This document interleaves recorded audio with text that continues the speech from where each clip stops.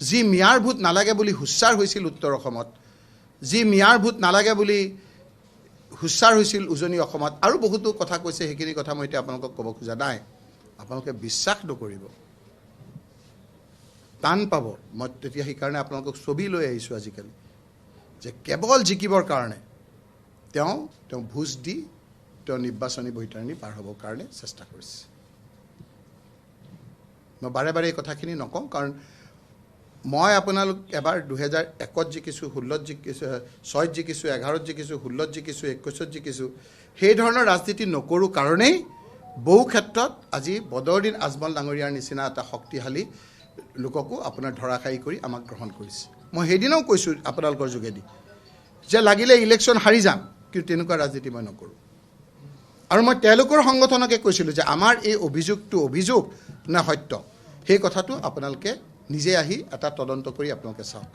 আজি মই আপোনালোকক মোবাইলতে হওক বা আপোনালোকৰ ইয়াতে হওক ছবিও মই দেখুৱাই দিম, তেওঁলোকে কি খাইছিলে, কেনেকৈ খাইছিলে, আৰু সেইদিনা আপোনাৰ ইয়াৰ আপোনাৰ ভিডিঅ'টো আপোনালোকক মই আপলোড কৰি দিম, আপোনালোকে এই কথাখিনি দেখাব।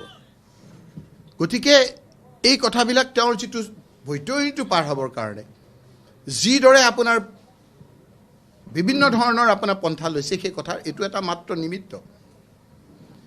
আমাৰ ইলেকশ্যনৰ নিয়ম হ'ল যে 72 ঘণ্টাৰ আগত আমাৰ নিৰ্বাচনৰ প্ৰচাৰ শেষ হয়। নিৰ্বাচনৰ প্ৰচাৰ শেষত চামগুৰি সমষ্টিত প্ৰদেশ কংগ্ৰেছৰ সভাপতি ডাঙৰীয়াক আমি মাতি নি 5 বজাৰ লগে লগে শেষ হোৱাৰ লগে লগে তেওঁ মাইকটো থৈ সকলোকে কৈছে যে নিয়ম কানুন মানি সকলোৱে ঘৰত যোৱা, কোনো মাইক নবজাবা। আনকি তেখেতক আমি বাঢ়া ভাত তেওঁ নাখাই কৈছে যে এতিয়া যিসকল চামগুৰি সমষ্টিৰ ভোটাৰ নহয় সেইসকল ইয়াত থাকিব নোৱাৰে, গতিকে আমি এতিয়া যাওঁগৈ, আৰু কংগ্ৰেছৰ যিসকল নেতা আৰু আমাৰ বিধায়ক আছে তেওঁলোকক যাবলৈ কৈ দিয়ক। সেইমতে আমি গুচি গ'লোঁ। পৰৱৰ্তী সময়ত ৰিপক শৰ্মা, আমাৰ এজন চালফা, আমাৰ সুৰেশ বৰা, আমাৰ জিতু গোস্বামী, তেওঁলোকে কেনেকৈ দলবদ্ধভাৱে আপোনাৰ ৰেগিং কৰিলে সেই কথাখিনি মই আপোনালোকক আজিৰ বিষয়বস্তু নহয়, সেইবিলাক আমি ইলেকশ্যন কমিশ্যনাৰক দিছোঁ। কিন্তু 2টা বজাত, যিদিনা ইলেকশ্যন ৰাতি 2টা বজাত মুখ্যমন্ত্ৰী ডাঙৰীয়াই এই মিয়া বুলি কোৱা লোকসকলৰ বুৰ্খা পিন্ধা বহুত মানুহক সেইদিনা মাজুলী বুলি এটুকুৰ জেগাত জইন কৰাইছে। জইন কৰাই তেওঁ কৈছে যে আপোনালোকে এইখিনি কৰক, কৰি পেলাই আহক, আপোনালোকৰ তাত মই দাৱাত খাম। দাৱাত শব্দটো মই যেতিয়া কৈছোঁ নহয়, দাৱাত শব্দটো উলিয়াই দিয়া, দাৱাত খাম। মই দাৱাত শব্দটো যেতিয়া মই আমাৰ সভাপতিক ক'লোঁ, দাৱাত মানে কি? দাৱাত আমাৰ সাধাৰণতে মানুহে বুজি নাপায়। দাৱাতটো বুজি পায় মৌলবী লোকসকলে। কথাটো বুজিছে? মৌলবী লোকসকলে দাৱাতটো বুজি পায়। কথাটো বুজি পাইছেনে? কিছুমান শব্দ মই নকওঁ মোৰ মুখেৰে। গতিকে তেওঁ দাৱাত খাবলৈ আহিব, তেওঁ মুখেৰে কৈছে আপোনালোকে মাতক, মই দাৱাত খাবলৈ আহিম। গতিকে সেই পৰ্যায়লৈ গৈ আজি ইলেকশ্যনৰ বৈতৰণি পাৰ হ'ব গৈছে, তাকো এবছৰীয়া এটা টাৰ্মৰ কাৰণে। এটা এবছৰীয়া টাৰ্মৰ কাৰণে তেওঁ এইখিনি কৰিবৰ কাৰণে গৈছে। গতিকে আপোনালোকক আমি আজি বেলেগ কথা আপোনালোকে যদি সোধে, আমি সেইখিনি কথা ডাইভাৰ্ট আজি নকৰোঁ, কাৰণ তেওঁক মোৰ আকৌ এটা টিভিলৈ বৰ মৰম, এই তেওঁলোকে আকৌ ডাইভাৰ্ট কৰাৰ কাৰণেও চেষ্টা কৰিব আমি। গতিকে মই আপোনালোকক এইখিনি কথাকে কৈছোঁ যে তেখেতে নিৰ্বাচনী বৈতৰণি পাৰ হ'বৰ কাৰণে যি ধৰণেৰে তেওঁলোকে কৰিছে, এই কথাখিনি কিহৰ কাৰণে কৰিছে জানে? যেতিয়া মুখ্যমন্ত্ৰী হৈ থাকে, আমাৰো চৰকাৰ আছিল নহয়, বহু কথা জনা যায় ইণ্টেলিজেন্সৰ যোগেদি। মুখ্যমন্ত্ৰী ডাঙৰীয়াই গম পাইছে যে এইবাৰ বিভিন্ন কাৰণত মৰাণ মটক মানুহখিনি তেওঁৰ ওপৰত ক্ষোভিত হৈ আছে। তেওঁ গম পাইছে যে আহোম সম্প্ৰদায়ৰ লোকসকল তেওঁৰ ওপৰত ক্ষোভিত হৈ আছে। তেওঁ গম পাইছে যে কোচ ৰাজবংশী নামনি উজনিৰ লোকসকলে তেওঁ ক্ষোভিত হৈ আছে। তেওঁ গম পাইছে যে চুতীয়া সম্প্ৰদায়ৰ এটা সংৰক্ষণৰ নহ'লেও এটা ছিট আছিলে, সেই ছিটটো বিভিন্ন কাৰণত তাৰ পৰা আঁতৰি যোৱাৰ কাৰণে চুতীয়া সম্প্ৰদায়ৰ লোকসকল তেওঁলোকৰ ক্ষোভিত হৈ আছে। বৰাক বেলিত ছিট কমি যোৱাৰ কাৰণে বঙালী হিন্দু মানুহখিনি যে তেওঁৰ ওপৰত ক্ষোভিত হৈ আছে, তাৰ প্ৰতিফলন এই ঢলাই উপ নিৰ্বাচনত দেখা গৈছে। যেতিয়া ইণ্টেলিজেন্সৰ যোগেদি যেতিয়া এই কথাখিনি তেওঁ গম পালে, এতিয়া তেওঁক লগা হৈছে মিয়া। মই আপোনালোকক মনত পেলাই দিব খুজিছোঁ, যেতিয়া নীতি আদৰ্শৰ পৰা ফালৰি কাটে, আমাৰ নীতি আদৰ্শ আমি ধৰ্ম নিৰপেক্ষ, আমি কেতিয়াও এক্সট্ৰিম আমি ৰাজনীতি নকৰোঁ নীতি। কাৰণ আমাৰ নেতাসকলে, আমাৰ যিসকল পূৰ্বৰ নেতাসকল আছিল, নিজৰ আত্মীয় স্বজনক ঘৰত যাব দিয়া নাছিল, তথাপিও নীতি আদৰ্শৰ পৰা আঁতৰি যোৱা নাছিল। নীতি আদৰ্শৰ পৰা আমাৰ কেতিয়াও আমাৰ বিচলিত নহয়। কিন্তু আমাৰ এই হিমন্ত বিশ্ব শৰ্মা ডাঙৰীয়াই কিদৰে নিজৰ আদৰ্শ জলাঞ্জলি দি কেনেকৈ আপোনাৰ বৈতৰণি পাৰ হ'বৰ কাৰণে কৰিছে তাৰ কেইটামান উদাহৰণ আমি আপোনালোকক দিলোঁ। আপোনালোকে নিশ্চয়কৈ এই কথাখিনি অনুধাৱন আপোনালোকে কৰিছে যে আজি এই লোকসকলে তেওঁৰ ওপৰত ক্ষোভিত হোৱাৰ কাৰণে আজি তেওঁলোকক এতিয়া মিয়াক লগা হৈছে। আৰু মিয়াক লাগি কি হৈছে জানে? AGP আপোনালোকে দলটো জানে, মই খোলাকৈ কৈছোঁ, AGPৰ জন্ম কিয় হৈছিল? জন্ম হৈছিল বিদেশীক আপোনাৰ বিতৰণ কৰিবৰ কাৰণে।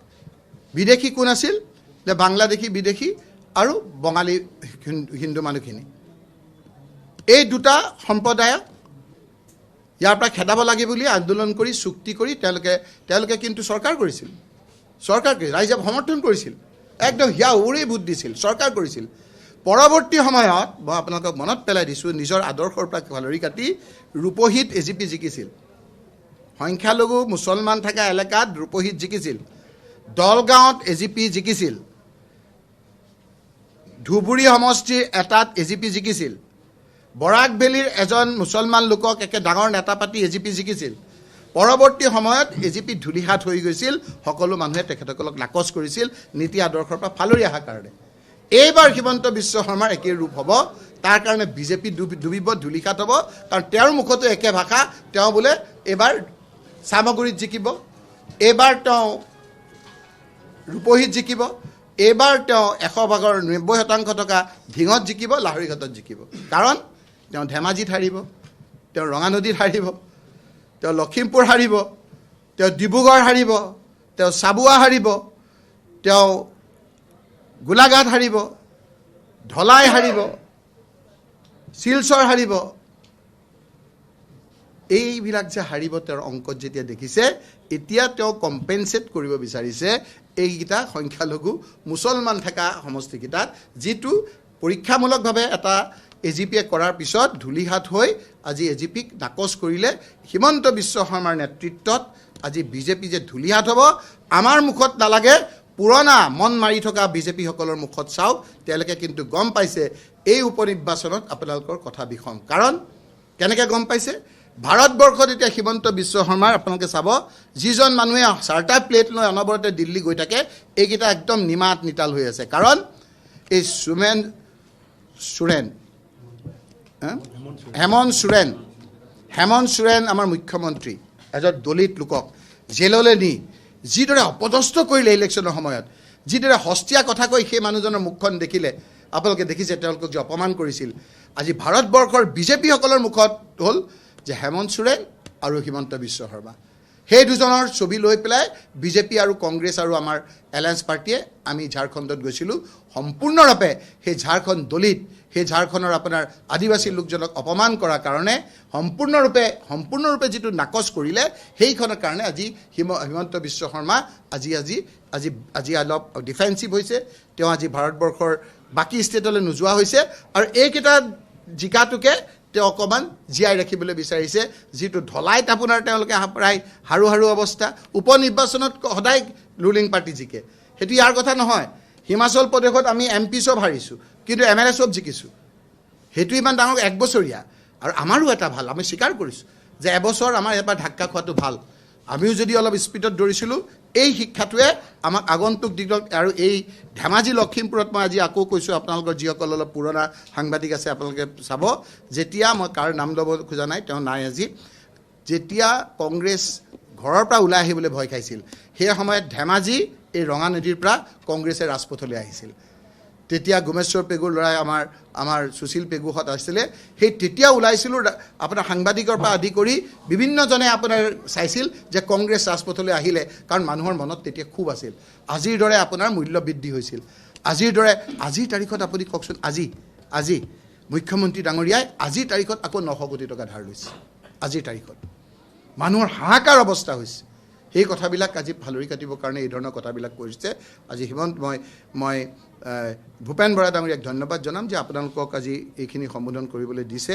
এই যিটো এক্সট্ৰিম ৰাজনীতি কৰি গোটেই আকাশ বতাহ আমাৰ যেতিয়া আপোনাৰ প্ৰদূষিত কৰিছে, তাৰ প্ৰত্যুত্তৰ আজি আমি ইয়াতে নহয়, অহাকালি আমি আজি গৈ ধেমাজি যাম, তাৰপিছত ডিব্ৰুগড় যাম, শিৱসাগৰ যাম, নামনি যাম, উজনি যাম, বৰাক ভেলী যাম আমাৰ প্ৰদেশ কংগ্ৰেছৰ সভাপতি ডাঙৰীয়াই বিভিন্নজনৰ যোগেদি এই কথাখিনি ৰাইজৰ ওচৰত দাঙি ধৰিব আৰু আমাৰ আশা যে হিমন্ত বিশ্ব শৰ্মা এতিয়া যিমানকৈ জ্বলিছে তাৰ মানে আমি এটা বিশ্বাস কৰোঁ যেতিয়া চাকি নুমাবলৈ হৈ বেছিকৈ জ্বলে এই যে জ্বলিছে সেইটো নুমাবৰ সময় হৈছে সেই তাৰে আগজাননী আজি ৰঙা নদীত আজি আমাৰ এই সংবাদমেল ধন্যবাদ